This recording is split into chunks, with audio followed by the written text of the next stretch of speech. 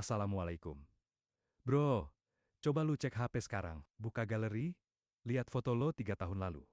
Muka lo lebih fresh kan? Lebih hijau? Nah, sekarang lihat muka lo di kamera depan. Capek, padahal kerjaan sama. Tidur cukup. Tapi kenapa kayak ada beban invisible yang ngedrag energi lo setiap hari? Gue nggak ngomongin burnout biasa. Gue ngomongin sesuatu yang lebih dalam. Sesuatu yang bikin lo promosi gagal terus, bisnis stuck di titik yang sama, rumah tangga ribut gak jelas, atau badan sakit-sakitan, tapi lab check semua normal. Di video ini, gue bakal bongkar full operational guide, cara nge-identify dan nge-neutralize buhul sihir yang versi modernnya, bisa jadi energi negatif, sihir, atau apapun namanya yang bikin hidup lo macet. Gue gabungin dua pendekatan legendary, Sheikh Abdul Rauf, Ben Halimah, dan Sheikh Wahid Abdussalam Bali. Dari teori sampai actionable steps, yang bisa lo lakuin malam ini juga. Tapi fair warning, ini bukan konten baca doa terus auto sukses. Ini butuh kerja. Lo ready? Klik subscribe dulu, biar nggak hilang di tengah jalan. Oke, sebelum masuk teknikal, gue cerita dulu kenapa gue obses sama topik ini. Setahun lalu, gue kenal seseorang sebut aja Budi yang punya pattern aneh. Tiap kali dia mau naik level hidupnya, ada aja halangan. Naik jabatan, tiba-tiba atasan baru yang benci dia. Mau nikah, calonnya cancel last minute. Buka usaha, partnernya kabur bawa modal. Dokter bilang sehat, psikolog bilang anxiety, tapi dia ngerasa ada yang off. Long story short, dia ketemu guide ini, praktikin selama 21 hari, dan patternnya pecah. Promosi yang ditolak 3 kali, malah jadi offer ganda dari perusahaan lain. Coincidence? Mungkin. Tapi setelah gua research dan coba sendiri, gue yakin ini lebih dari sekadar mindset. Ingat, ini bukan pengganti pengobatan medis atau konsultasi psikolog. Ini adalah additional layer yang sering diignore dalam problem solving hidup kita. Mode detektif. Fase pertama, lo harus jadi detektif di hidup lo sendiri. Sheikh Ben Halimah nyebutnya tasyawur pemetaan masalah. Syekh Wahid lebih praktis. Catet semua gejala. Gejala yang wajib lo track. Hambatan berulang, kerjaan bagus tapi gagal terus.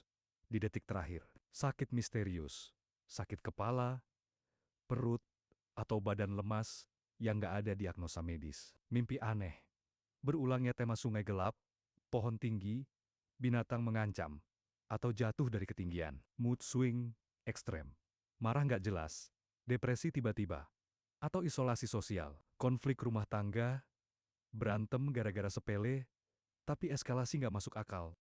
Gue bikin template sederhana di deskripsi, lo bisa copy ke notes HP, track selama 7 hari. Kenapa 7 hari? Karena pattern gangguan spiritual itu seringnya siklik bro, muncul di waktu-waktu tertentu. Contoh, hari 3 mimpi ditarik ke dalam tanah, bangun dengan sakit punggung bawah. Konflik sama pasangan gara-gara lupa beli susu padahal biasa aja.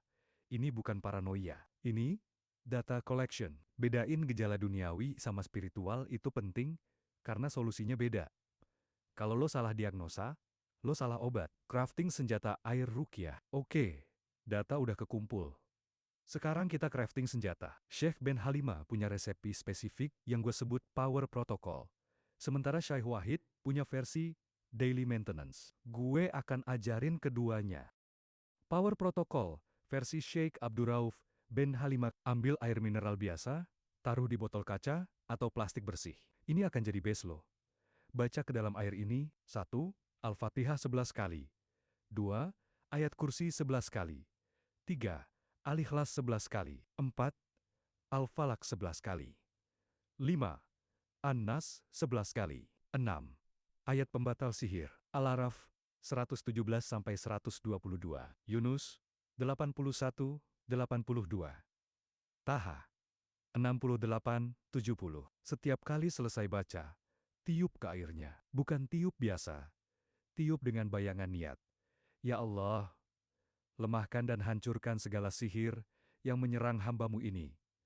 Kenapa tiup? Dalam tradisi ruqyah, ini adalah transfer energi dari bacaan ke medium air. Air itu kan penyerap. Dia akan menangkap frekuensi doa lo.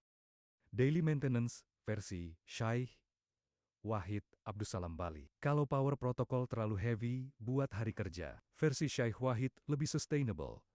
Baca ayat-ayat pembatal sihir yang tadi nomor 6 selama setengah jam. Setiap hari, bisa sambil commuting, sambil nunggu meeting, atau sebelum tidur. Cara pakai air ruqyah. 1. Minum setengah liter sehari. Bagi jadi 3 sesi. Pagi, siang, malam. Rasanya, awal-awal bisa pusing, mual, atau badan lemas ini tanda detox. Jangan stop. 2. Mandi, tuang dari kepala sambil gosok area yang sakit. Bukan mandi biasa. Ini adalah spiritual shower. Bayangin, airnya nyuci energi negatif. 3. Semprot, pakai spray bottle, semprot ke seluruh rumah pojok, bawah kasur, lemari. Ini kayak disinfektan buat energi. Gua pernah dengar cerita. Orang ini semprot air ruqyah ke lemari baju, terus 2 hari kemudian nemu kain aneh yang diselipin di balik laci, yang ternyata bukan milik keluarganya. Coincidence? Lo tentuin sendiri. Operasi Bazlul Juhudi, pencarian fisik. Fase ini yang paling seru dan yang paling sering di-skip orang. Syekh Wahid nyebutnya Bazlul Juhdi. Usaha maksimal, lo harus jadi detektif di rumah lo sendiri. Checklist pencarian, sudut gelap, di balik lemari, bawah tempat tidur, loteng, area transisi, ambang pintu, jendela, ventilasi, luar rumah, halaman belakang, pohon besar, tanah yang tiba-tiba aneh, tanah yang lebih subur atau lebih kering dari sekitarnya. Tempat kerja, laci meja, bawah keyboard, di balik foto-foto. Yang dicari, simpul benang bisa warna apa aja, tapi sering hitam atau merah. Rambut yang dikumpulin bukan rambut rontok biasa, ini rambut yang disengaja disimpan. Foto lo yang nggak tahu dari mana, atau foto lo yang ada tanda aneh dicoret, ditindih jarum, dan lain-lain. Kain kecil dengan tulisan, atau tanda yang nggak bisa lo baca. Benda aneh yang tiba-tiba ada kayak batu, tulang, atau tanah di tempat aneh. Protokol saat menemukan. 1. Jangan langsung diambil dengan tangan kosong pakai tisu atau plastik. 2. Jangan langsung dibakar atau dihancurkan. Nanti gue ajarin. 3. Catat lokasi dan tanggal ketemu. Syekh Ben Halimah nambahin taktis. Saat nyari, bawa air ruqyah. Semprot ke area yang curiga. Kadang, setelah disemprot, lo akan dapat firasat feeling aneh, bulu kuduk merinding, atau bahkan pusing sebentar.